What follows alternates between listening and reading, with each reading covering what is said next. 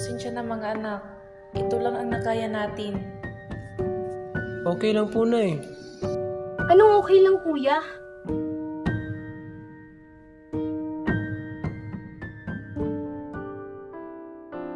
Araw-araw pati siyang ulam. Gutom sa tiyan, pati na rin sa pag-asa.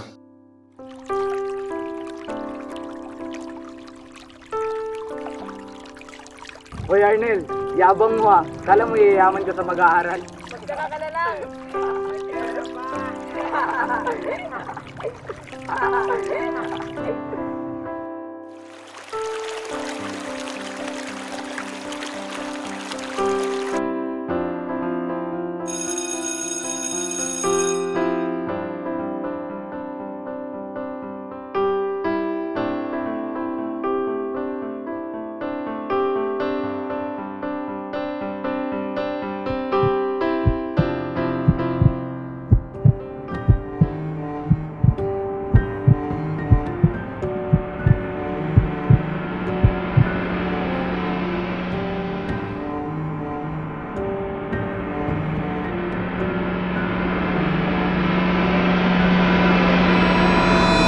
Malnourished siya, kawawa naman.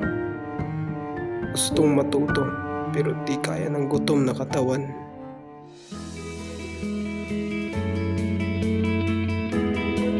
Kung walang lupa, gagawa tayo ng paraan.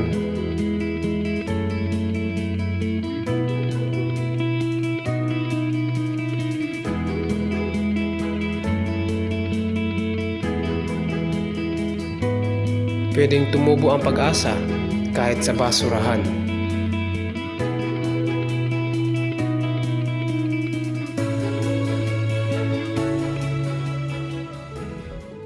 Kung kaya ko, kaya nating lahat.